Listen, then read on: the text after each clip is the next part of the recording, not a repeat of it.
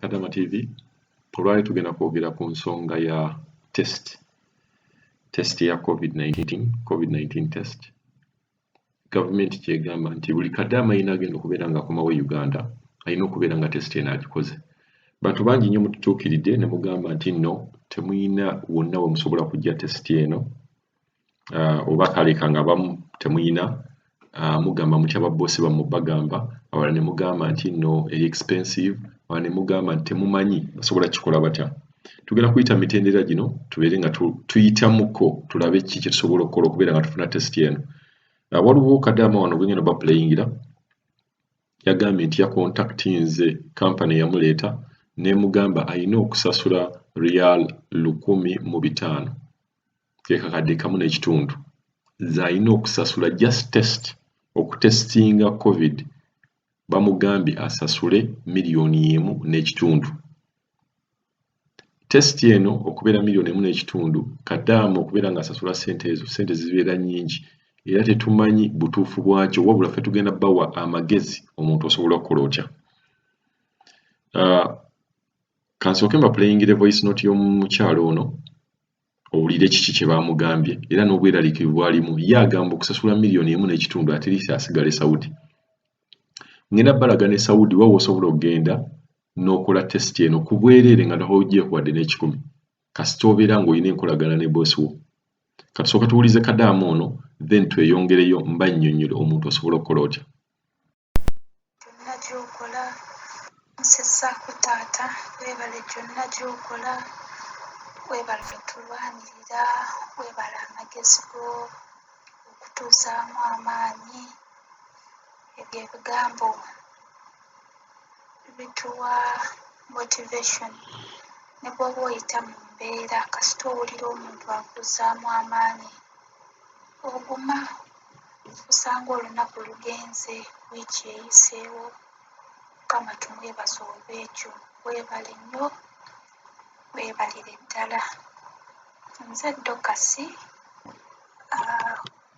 emabegako awo oba wiiki ewedde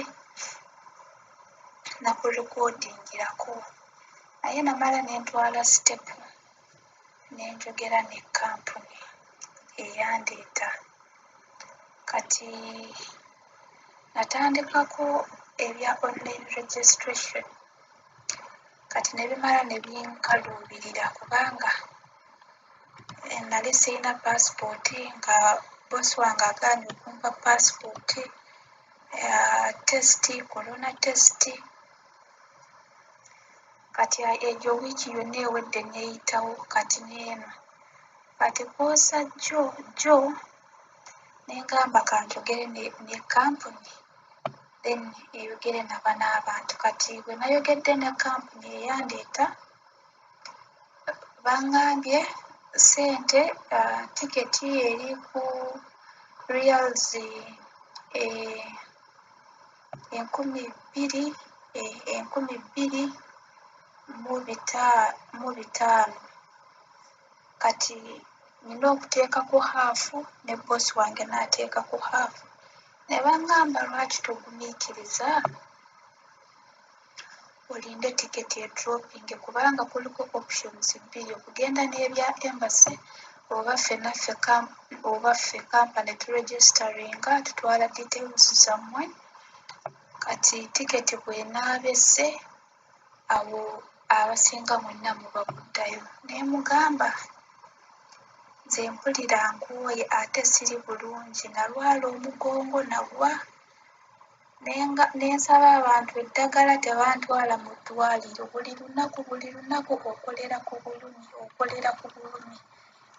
ne mugamba nedda njagala kugenda oba ezo ssente ziteekako nange nja kuteekako haafu kubanga mbadde mbaliriza okuteekako ezo ssente haafu nzireyo then bakontakitinge baboosi bange nfune exit visa n'ebigenderako nzireyo kubanga nze mpulira nedda mulimu omuntu gw'ogumiikiriza naye mulimu omuntu gw'owulira amazima go omuntu oweddeyo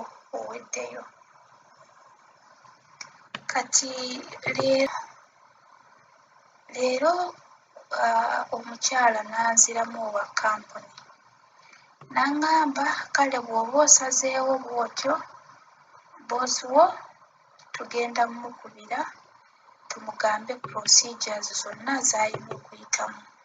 Naye ekintu kiri expensive, ogenda kuteekako ssente za half ticket, egyo ebeera $1,250,000 oba n'akanaana omwo. Ne mugamba tewali buzibu, nze njagala kuddayo ewaka kubanga siri bulungi.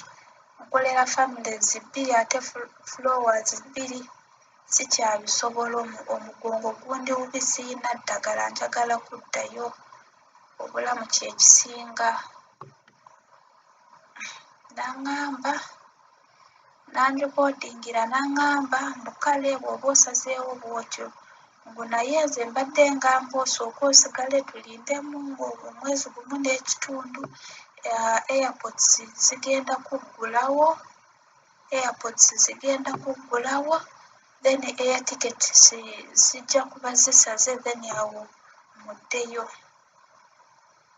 Kati ekirala, kati wano wenjagala ssebo ntangaazeemu taata, oba naawe okimanyiiko oba kuliko abawala bannange b'owuliddeko bakyogerako, simanyi butuufu bwakyo kubanga nga ndaba this is too much.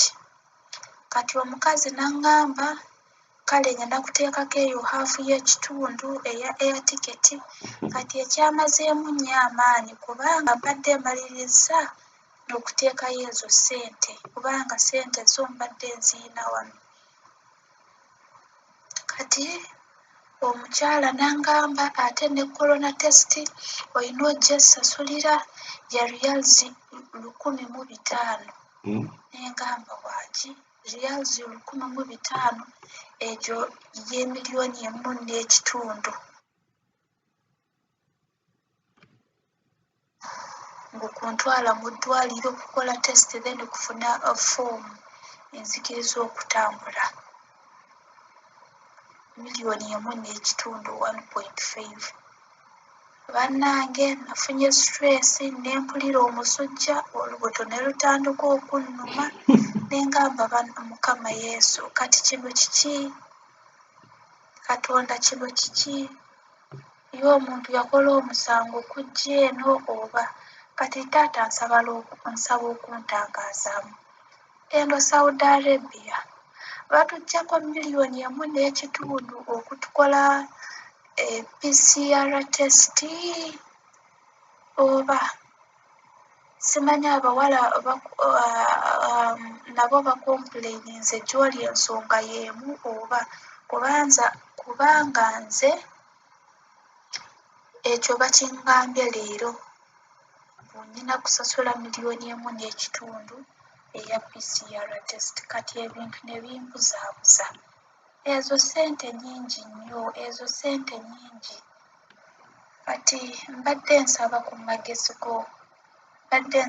magezi go n'okuntangazaamu.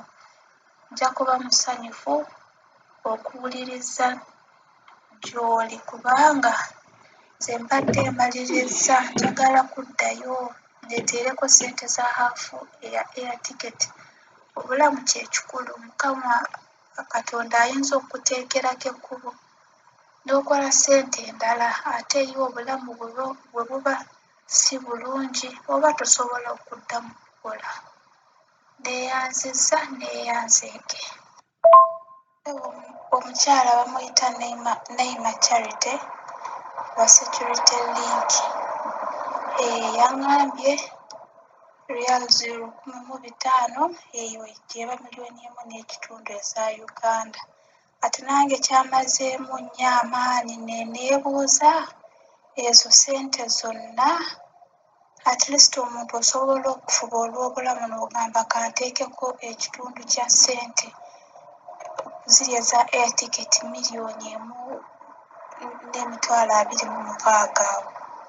Mbadde neewaddeyo nziteekeko nzireyo ewaka kubanga mpulira siri bulungi. Kati tubadde tumaze okukkiriziganya yesterday but wano kati jjo kati awo nandikodingera n'angamba ssente zigenda kubeera nnyingi eza air ticket then reals 1,500 eza corona test okufuna foomu. Mbungumiikirize bakubire babosi bange bantwale mu ddwaliro nfune eddagala mbe ng'amira eddagala then ngumiikirize ng'omwezi nga gumu n'ekitundu ngu airports bajja kuba baguddewo then ne ticketing edropinze. Kati nange awo byansobedde kubanga amazima ezo ssente nnyingi ne bwebeera test ezo ssente nnyingi $1.5 million omuntu ogamba munno ngu test $1.5 million. Kati simanyi oba mazima, simanyi oba bulimba, simanyi nange. Oyo omukyala ali eno ku office eno Saudi Arabia, Riyadh. Kadama TV muwulidde ensonga ezo. Omuwala oyo nga bw'agambye baamusabye $1.5 million. Bananyi badde njagala tubeere fair. $1.5 million okukola test, ssente mpitirivu obungi. Kaakati waliwo e Saudi Arabia, abantu abali Saudi Arabia njagala mumpulirize bulungi. Olwaleero gavumenti ye Saudi Arabia etandise okutestinga buli muntu COVID testing ya bwereere. Etandise carrying out tests eza corona oba COVID-19 tests nga za bwereere. Mugenda bugenzi mu mmotoka n'opaakinga ne bakucekinga nga bajja swab mu mumiro gwo oba ku mumiro nga bajjako swab. Bwe bajjako swab eyo ne bagitestinga just eddakiika 5 ne bakubuulira results zo. Amawulire gano manyi twagala nnyo buli bwe muvaayo era nkubiriza buli muntu avaayo okuwa bakadama information. Njagala bw'oba wewa information babuulire ne information eyo w'ogijja. Otherwise tubabuzaabuza. Tubagezeeko okubawa ne information we bagijja nti n'Abawarabu babeera boogera ne babboosi baabwe. Abawarabu bano babeere nga basobola okugenda ne bafuna information eyo ku website kijja kalinga information. Naye bw'onoovaayo n'owa information nga toyolaze wawogijja source ya information eyo okubuzibwabuzibwa kugenda kubeera nga kuli kungi. Njagala omuntu yenna ali Saudi Arabia oba omuntu yenna ayagala okumanya ekintu kino genda ku internet yo typingamu www.thenational.ae. Ekintu ekyo ndowooza kangenda kubeera nga nkiwandiika naawe. Bakulaze nti exercise eyo etandise e Saudi Arabia nga ya bwereere. So omuntu yenna abadde yeeraliikirira ssente ng'oli Saudi n'ensi endala bwe tunaaba tufunye information nga tulinako ne source we tubijje tujja kubeera nga tubabuulira.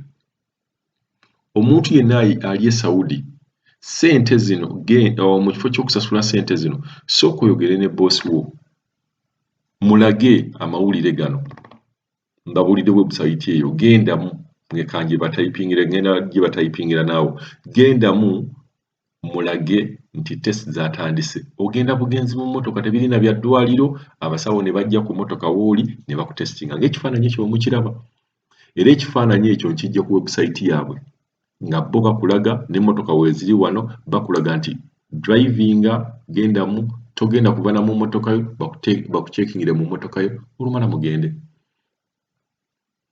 Ogenda kuba ng'ofuna ebbaluwa ekukakasa nti oli mulamu oba olina obulwadde buno. Ate nga I believe bakadaama abasinga mwenna muli balamu temulina bulwadde buno. Mugenda okutestinga naye tewali Muwarabu asobola kukkiriza kadaama akola mu nnyumba ye ng'alina corona. So njagala twewa amagezi engeri gye tusobola okubeera nga ssente oba nga tukendeeza ku ssente emisoso mingi. Saudi Arabia nkiddamu etandise okubeera nga ekola tests ez'obwereere. Mwogere ne babboosi bammwe mubalage site eyo linki yiyo mugibalage bagende bakole test eno kuba nabo oluusi babeera tebamanyi. Babboosi Abawarabu nabo oluusi babeera tebamanyi na kigenda mu maaso naye bw'oba omulaze ekintu ng'ekyo n'akirabira ddala nti kiri waabwe era bakitandiseeko nabo tebaagala kusasula bw'anaalaba nga kyabwereere agenda kukuvuga bw'aba asobola okukuvuga ne mugenda mu supermarket ne mugula ebintu oba n'akuvuga ne mugenda ne muweereza ssente ate kino kitwala eddakiika 5 zokka ng'ogenda ng'okola tesiti eyo ey'obwereere nga tosasudde wadde n'ekikumi kitandise leero.